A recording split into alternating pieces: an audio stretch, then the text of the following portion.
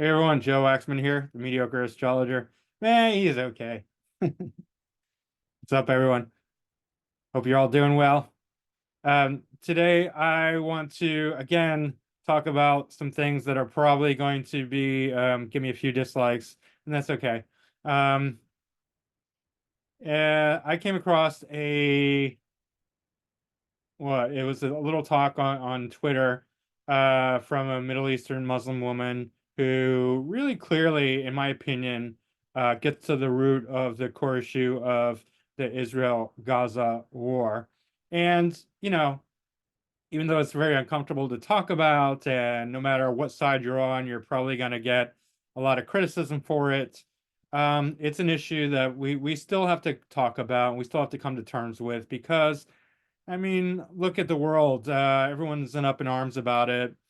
Lots of protests everywhere, and some people are like, if you're American, I've heard the excuse, like, why do people care about this over all other things? Like in Sudan right now, there's like a genocide going on, there's mass expulsion. There was in Pakistan mass ethnic cleansing of Afghanistan citizens, Afghanis. In Syria, there's all kinds of like war and turmoil and like way worse than what's going on in Israel. Way more people being killed.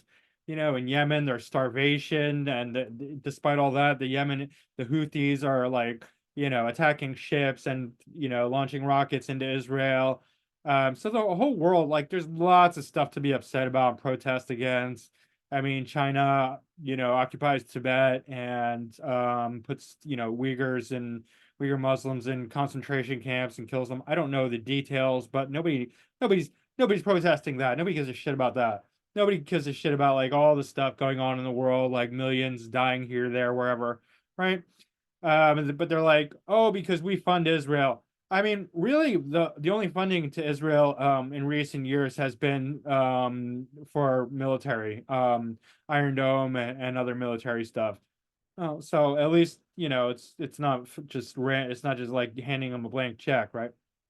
Any case, um, so yeah, I mean it's quite lopsided, and we know it has something to do with the Jews because Jews are being attacked, right? Like if it wasn't about the Jews, why are Jews being attacked? Why are synagogues being threatened? Like there's over 100 bomb threats this year towards synagogues, probably even more recently than in more recent months than just the whole year. But yeah, lots of online anti-Semitism.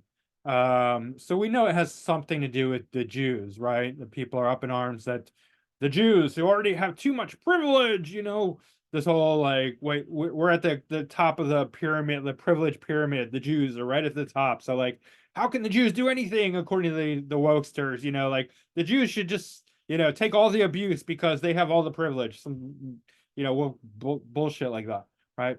And then so they and but the common argument is that it's about land, right? Land back. It's Palestinian land, and that's all nonsense. First of all, I mean, I've already talked about this, but just because they share the same name does not equal, the sameness. Like, it was a mandate. It was a broad swath of land. Syria-Palestina was the original Roman name for it. Then the British mandate after the Ottoman Empire was Palestine mandate, right?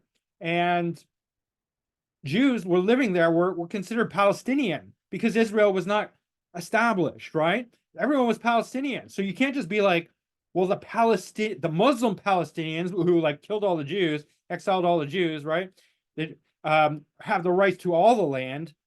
When it's just that's a argument of semantics, right? Because you're conflating the same word that unfortunately they should have chose a new name for the modern state of Palestine, right? Because it's not the same as the mandate of Palestine. These are two separate things, right?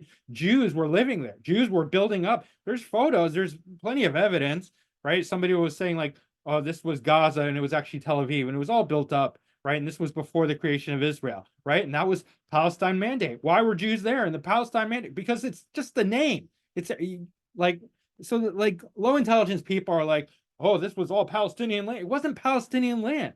Like it's not the same Palestine, right? The Jews have every right to be there because they were there. They were built. It's not like they were there on like Palestinian government. There was no Palestinian government. There was no Palestinian country. There's no Palestinian anything. It's a broad name for a land, right? So I wish people would understand that and some more. But I'm going to share my screen because there's a really great talk by a Muslim woman, and that is going to let's see, yeah. No, More, but it's more believe believable. me, like it's all related. What's happening in Egypt is very much related to what's happening in Israel. Hamas war right now is very much related to what's happening in Sudan and Libya, all over the region. It's all related. And if you look at the main source of of all of these conflicts, you will find out that it is a conflict between Islamists on one side and the secular nation states on the other side.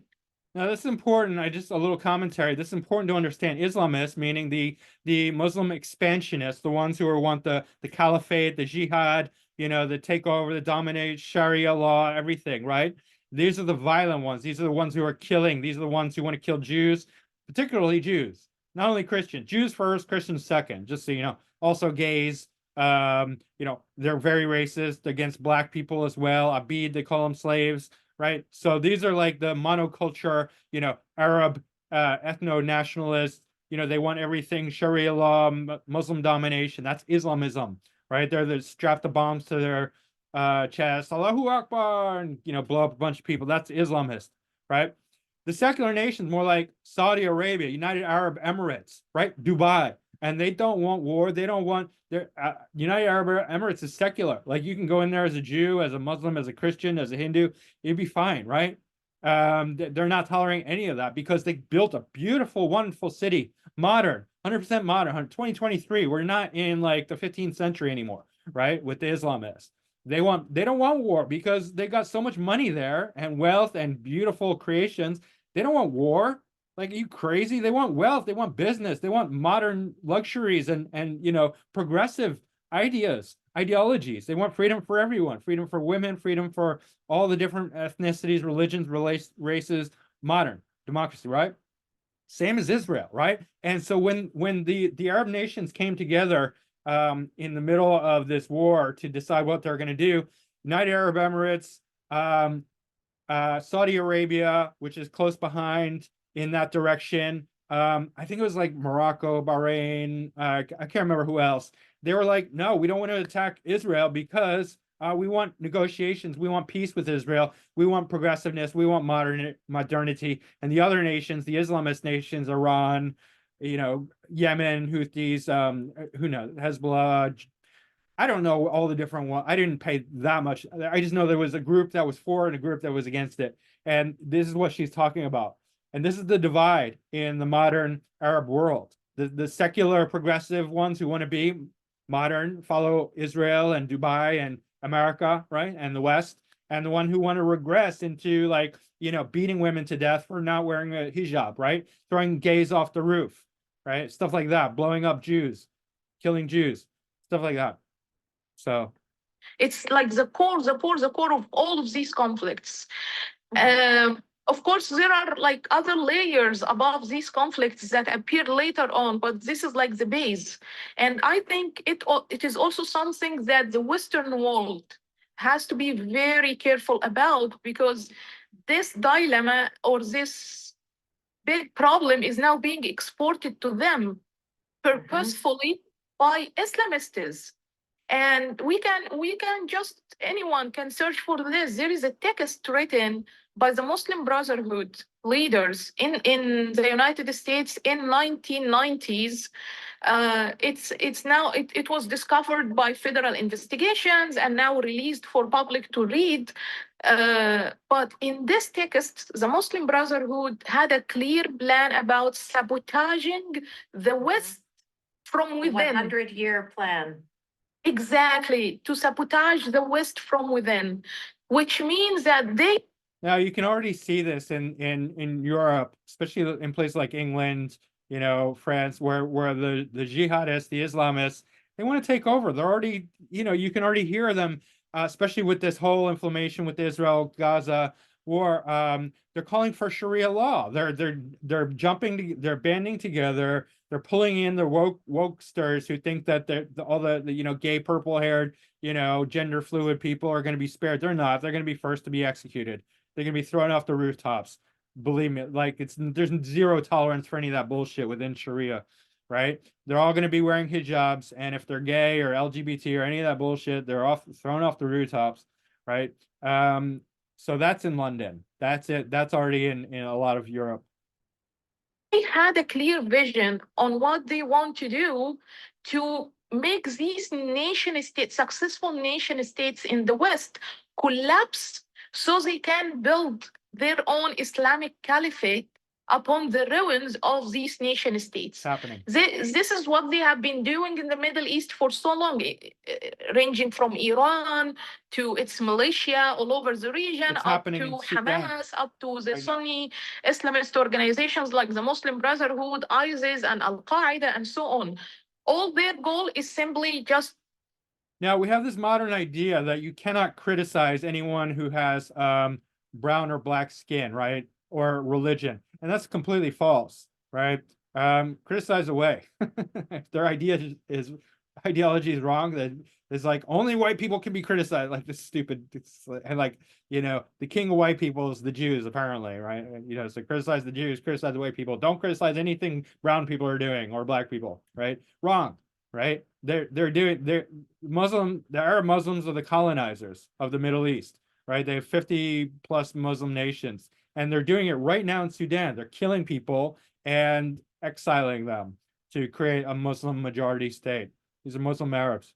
And Arabs come from Arabia. They don't come, it's not just a blanket term for everyone in the Middle East. Arabs come from Arabia, and they colonized the whole Middle East, right?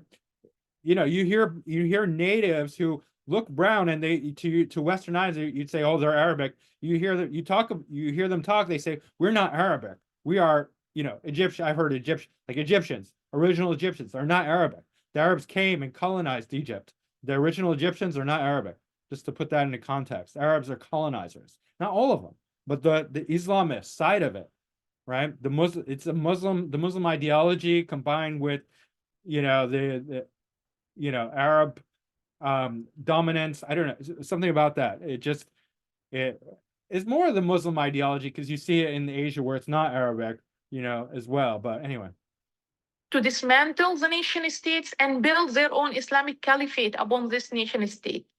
In the West, they adopted the strategy of infiltrating into the Western societies and like putting their children who would normally be like second generation citizens of these countries into certain groups of influence in these communities so they can promote their ideas.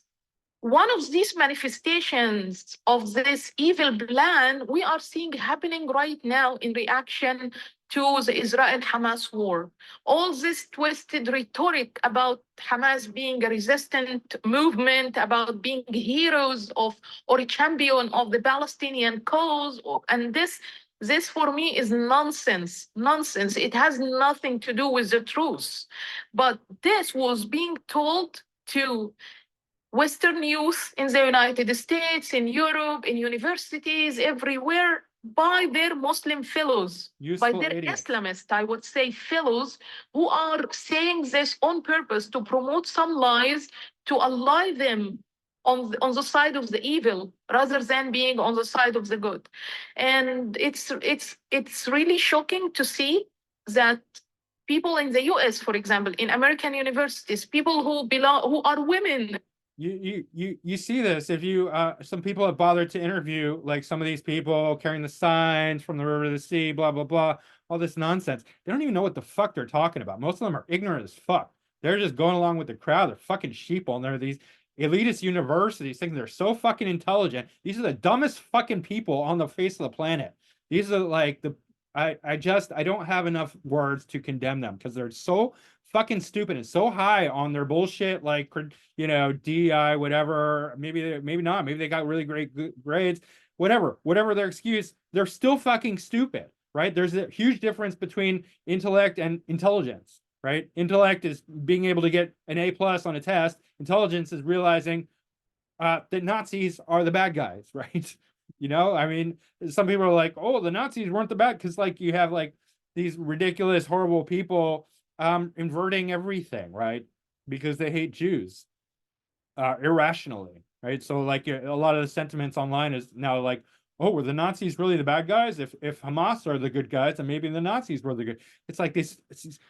Guess what? Nazis didn't just kill Jews. They also killed gypsies. They also killed gays. They also killed handicapped. They killed old people. They killed sick people, mentally ill people, anyone who wasn't an Ubermensch, Superman. They killed, right? So that's it. That's what we're going for, right? Well, guess what? We're all going to be on the chopping block. I mean, there's nobody who's perfect, right?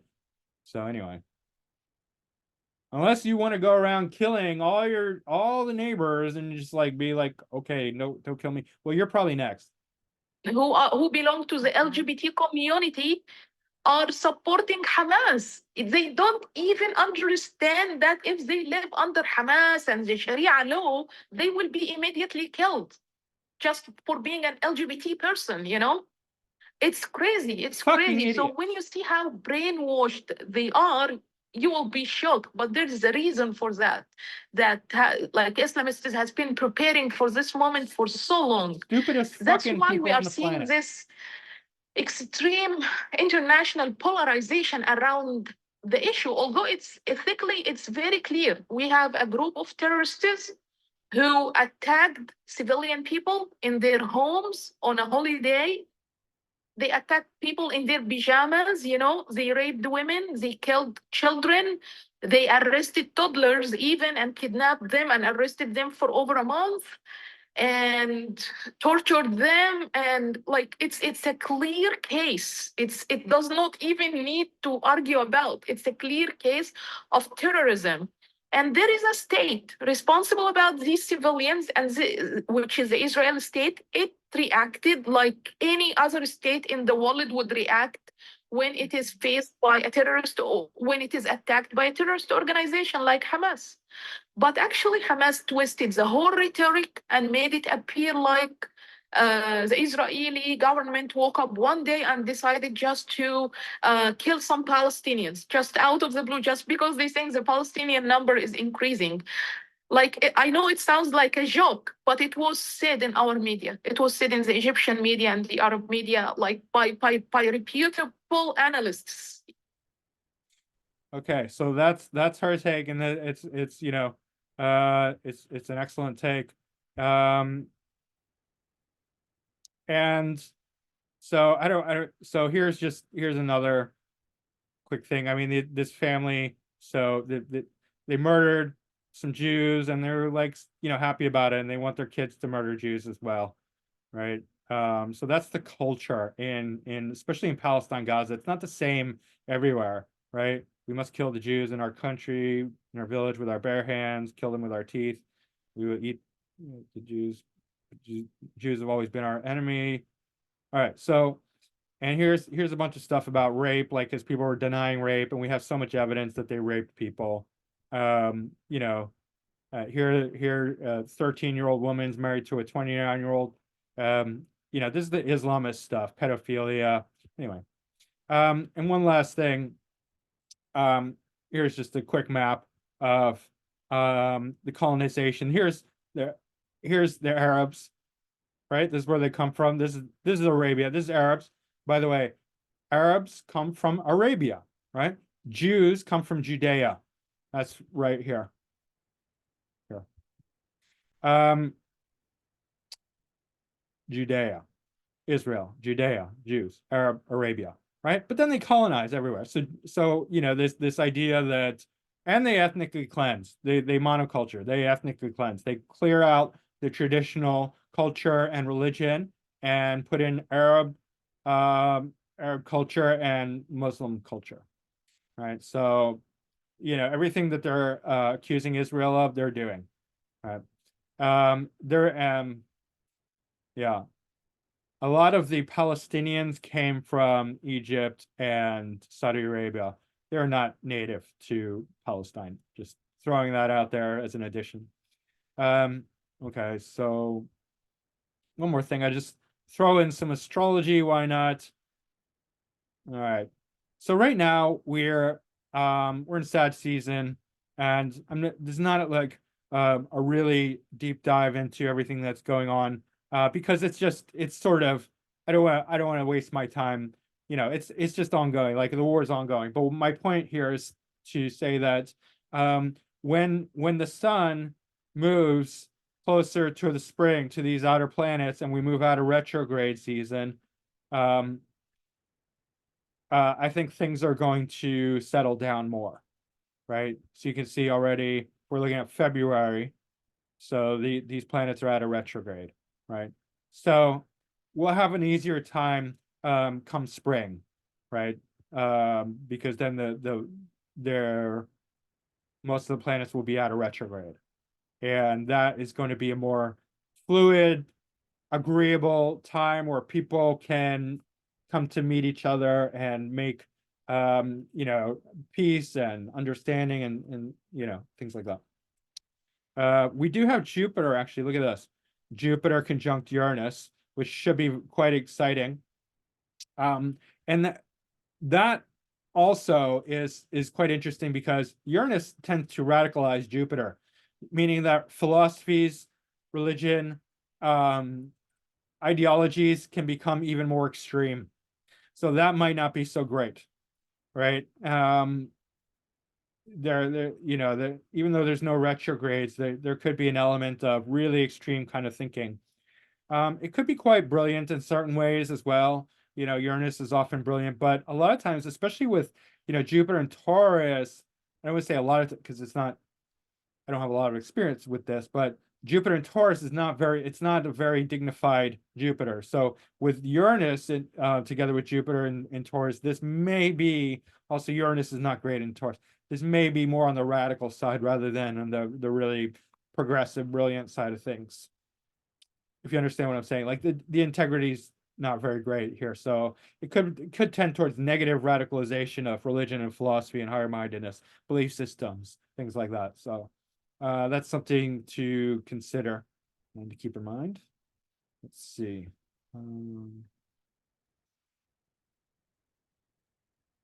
Where are we? Yeah, Ceres moved out of Scorpio. That's good. Venus is in Scorpio right now, but it shouldn't last too long. And yeah, that's pretty much it. Let's see. We get a second iteration of Pluto in at 0 degrees Aquarius in February. When did exactly? Let's see when that first hits.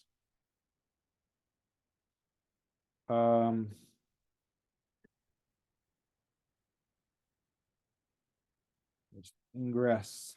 Okay, so that should be in January. By January 22nd, we're already in Aquarius, Pluto. So cool. In January, we'll see that. All right, that's pretty much it, guys.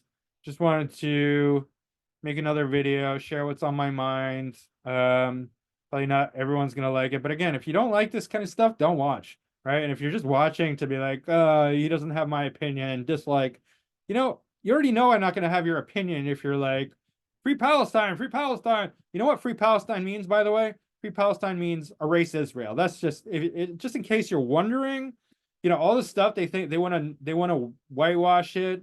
Free Palestine means erase Israel, right? From the river to the sea means erase Israel.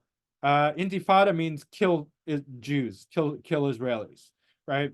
That's literally what in this context. They want to say, oh, Intifada can mean all different. In this context, everything's in context. In this context, it means blow up the fucking buses in Israel, right? Kill people. That's what Intifada means.